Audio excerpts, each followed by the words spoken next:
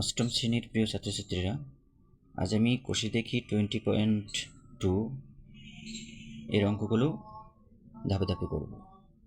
ওকে, কিন্তু এর আগে একটা জিনিস তোমাদের বুঝে নেওয়া দরকার। দেখো 200 নম্বর পেজের এই যে বহুভুজ আঁকা আছে, এই বহুভুজের এই বিষয়টা সম্পর্কে তোমাদের জানা দরকার। এখানে কি বলা আছে উপপাদ্য 12 নম্বরে, দেখো কি আছে, আমি যুক্তি দিয়ে ধাপে ধাপে প্রমাণ করি যে n সংখ্যক বা বিশিষ্ট বহুভুজের অন্তঃকোণগুলির পরিমাপের সমষ্টি 2 × n-2 সমকোণের সমান। এই বিষয়টা বুঝে নেওয়া দরকার আছে। তাহলে এখানে n বলতে বাহুর সংখ্যা বোঝা যায়, n বলতে বাহুর সংখ্যা। এখানে এই যে বহুভুজটার বাহুর সংখ্যা ধরে নিই nটা অজ্ঞাত। এবার এর বাহুর সংখ্যা যতগুলোই হোক না কেন, এর সূত্রটা হবে কি 2 × n-2 সমকোণের সমান, অর্থাৎ এই অন্তঃকোণগুলির সমষ্টি 2 × n-2 সমকোণের সমান।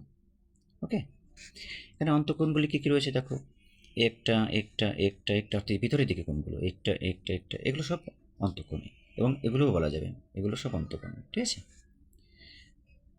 আমি মনে করি যে একটা ত্রিভুজ, ঠিক আছে, এর অন্তঃকোণগুলি কোনটা, একটা একটা একটা, এইভাবে এখানে যতগুলি অন্তঃকোণ সৃষ্টি হয়েছে প্রত্যেকটার সমষ্টি হবে 2 × n-2 সমকোণের সমান। এখানে আমি আবার একবার বলি, n মানে বাহুর সংখ্যা, n হচ্ছে বাহুর সংখ্যা। আর একটা জিনিস বুঝে নিতে হবে, দেখো এখানে দুটো বহুভুজ আঁকা আছে, এদিকে এটা দেখো একটা একটা বাহুকে বাড়ানো হয়েছে, প্রত্যেকটা বাহুর একদিকে বাড়িয়ে দেওয়া হয়েছে, প্রত্যেকটা বাহুর একদিকে বাড়ানো হয়েছে, এখানেও সে একইভাবে একদিকে বাড়ানো হয়েছে। তাহলে এই যে বহিঃকোণগুলো সৃষ্টি হয়েছে, এখানেই দেখো এটা বহিঃকোণ, এগুলো সব হচ্ছে বহিঃকোণ, এখানে সব বহিঃকোণ সৃষ্টি হয়েছে। ঠিক আছে, তাহলে আমরা যেমন দেখেছি যে অন্তঃকোণগুলির সমষ্টি হচ্ছে 2 × n-2 সমকোণের সমান, একইভাবে এই যে বহিঃকোণ সৃষ্টি হয়েছে, এই বহিঃকোণগুলির সমষ্টি হবে 4 সমকোণের সমান, অর্থাৎ 360 ডিগ্রি। আমাদের এই বিষয়টা বুঝে নিতে হবে আগে, মূল অঙ্কে যাওয়ার আগে। এবার আমি মূল অঙ্কে যাই। দেখো এখানে 1 নম্বরে কি কটা অঙ্ক দেওয়া আছে, দেখো 1 নম্বরে এখানে এই অঙ্কগুলো দেওয়া আছে, আমরা এগুলো পরপর করব। তাহলে 1 নম্বরে কি, 1-এর 1 দাগে কি আছে, এটা একটু লিখি। 1-এর 1 দাগে দেওয়া আছে পঞ্চভুজ। এই পঞ্চভুজ যদি হয় তার অন্তঃকোণগুলির সমষ্টি কত হবে সেটা আমার বের করতে হবে। তাহলে এবারে আমি লিখব 1-এর 1 দাগ, লিখব কি, পঞ্চভুজের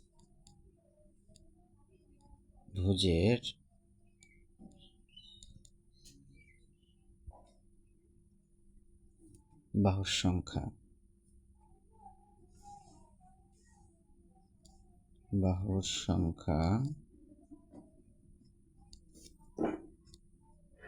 n সমান কত, পঞ্চভুজ যেহেতু তাহলে 5 হবে, বাহুর সংখ্যা হবে 5।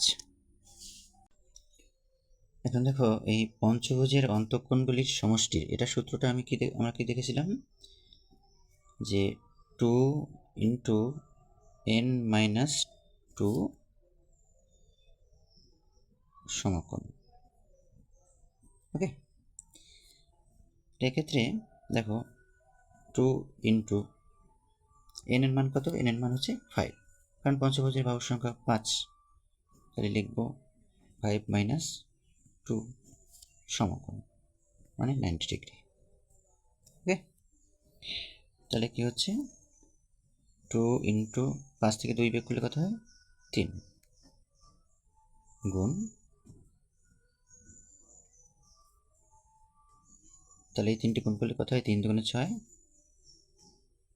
তাহলে 6 × 0 = 0, 6 নং 54,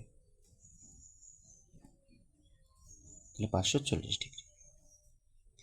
তাহলে পঞ্চভুজের অন্তঃকোণগুলির সমষ্টি কত পেলাম, 540 ডিগ্রি। এভাবে আমরা প্রত্যেকটা অঙ্ক করব, 1 নম্বরের প্রত্যেকটা অঙ্ক আমরা এভাবেই করব। ঠিক আছে,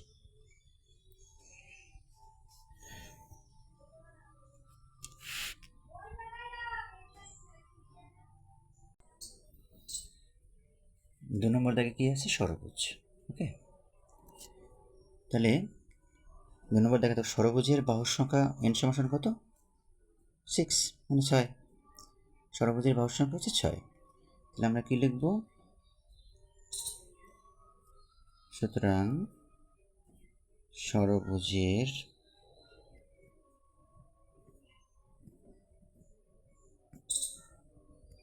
অন্তঃকোণগুলির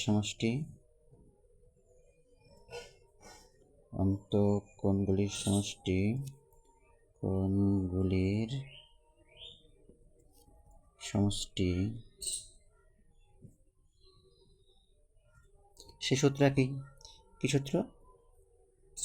2 ইন্টু n মাইনাস 2 সমকোণ। ওকে, তাহলে 2 ইন্টু n কত? n এর মান কত? 6, মানে ষড়ভুজের বাহুর সংখ্যা 6 মাইনাস 2 সমকোণ মানে 90 ডিগ্রি। ঠিক আছে, মানে 2 ইন্টু 6 থেকে 2 বিয়োগ করলে কত হয়? 4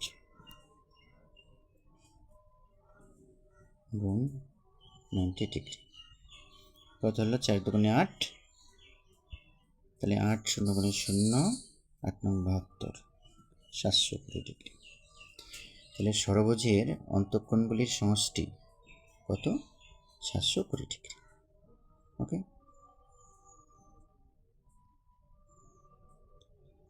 এরপরে আমরা 3 দাগের অঙ্কটা করব। 3 দাগে কি আছে? 1-এর 3 দাগে কি আছে? সপ্তভুজ। তাহলে কি লিখব? সপ্তভুজের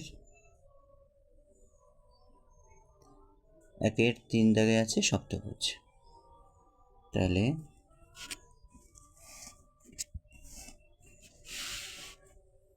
লিখব সপ্তভুজের বাহুর সংখ্যা,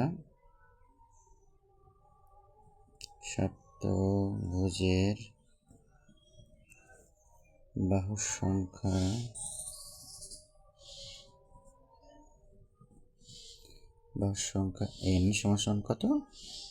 7। একইভাবে আমরা কি করব?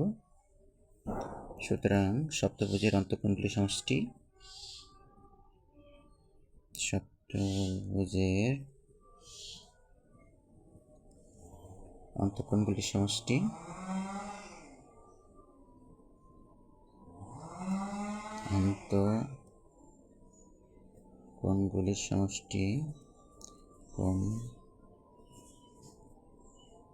কোণগুলির সমষ্টি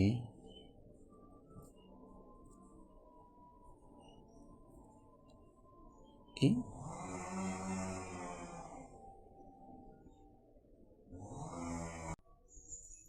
তাহলে সপ্তভুজের অন্তঃকোণগুলির সমষ্টি সমান কি লিখব? সেই সূত্র একই, 2 ইন্টু n মাইনাস 2 সমকোণ। তাহলে কি লিখব? 2 ইন্টু n এর মান কত? n এর মান 7 মাইনাস 2 সমকোণ মানে 90 ডিগ্রি সমান 2 ইন্টু 7 মাইনাস 2 সমান 5 ইন্টু 90 ডিগ্রি। তাহলে 5 দুগুণে 10 আর 90 গুণ 10 মানে 900। ঠিক আছে, 10 90 গুণ 10 মানে 900 ডিগ্রি। তাহলে কি পেলাম? সপ্তভুজের অন্তঃকোণগুলির সমষ্টি সমান 900 ডিগ্রি। ওকে, এরপর আমরা 1-এর 4 দাগের অঙ্কটা করব। 1-এর 4 দাগে কি আছে? অষ্টভুজ। তাহলে 1-এর 4 দাগের অষ্টভুজের বাহুর সংখ্যা n সমান আমরা কি লিখব? 8। তাহলে অষ্টভুজের অন্তঃকোণগুলির সমষ্টি কি হবে? 2 ইন্টু n মাইনাস 2 সমকোণ, অর্থাৎ 2 ইন্টু n এর মান কত? n এর মান হচ্ছে 8 মাইনাস 2 সমকোণ, অর্থাৎ 90 ডিগ্রি। ওকে, তার মানে 2 ইন্টু n, 8 মাইনাস 2 মানে 6 ইন্টু 90 ডিগ্রি। ওকে, তার মানে 6 দুগুণে 12, 6 দুগুণে 12, 12 শূন্য গুণে 0 আর 9 12 108। তাহলে কত হলো? 1080 ডিগ্রি। তাহলে 4 নম্বরে আমরা কি পেলাম? অষ্টভুজের অন্তঃকোণগুলির সমষ্টি 1080 ডিগ্রি। এবার 5 নম্বরে কি আছে? দশভুজের। 5 নম্বরে দশভুজের বাহুর সংখ্যা n সমান কি জানি? 10। সুতরাং দশভুজের অন্তঃকোণগুলির সমষ্টি আমরা কি লিখব?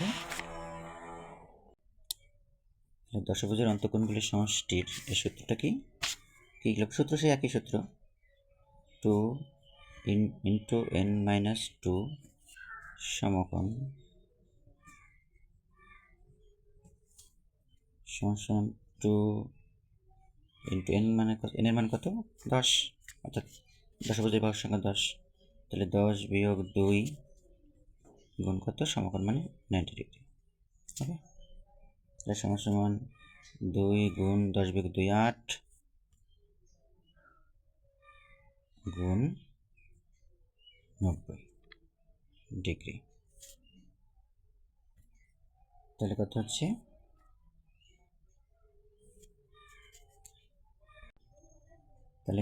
এখানে 8 দুগুণে 16, 16 গুণ 90, ঠিক আছে।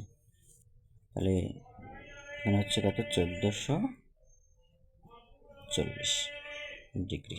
ওকে, দেখো তাহলে অঙ্কটা কি করলাম, যে 8 দুগুণে 16, কারণ এই 9 শ্লং আমরা জানি 140, আর এদিকে 0 নেমে গেল।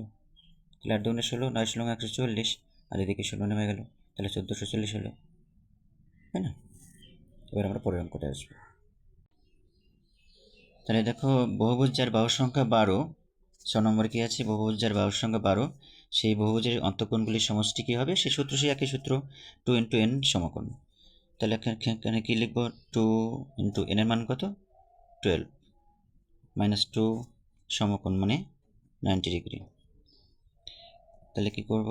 2 ইন্টু 12 মাইনাস 2 মানে 10 ইন্টু 90 ডিগ্রি। তাহলে কত হলো? 10 গুণ 2, 10 গুণে 20, 9 20 কত? 180, আর এদিকে 0 নেমে গেল, ঠিক আছে। আবার বলছি, 10 দুগুণে 20, ঠিক আছে, 20 গুণ 90 1800, ঠিক আছে। তাহলে 1800 ডিগ্রি, এটাই অ্যান্সার। ওকে, তাহলে একের দাগের সব অঙ্কগুলো তোমাদের বোঝানো হয়ে গেল।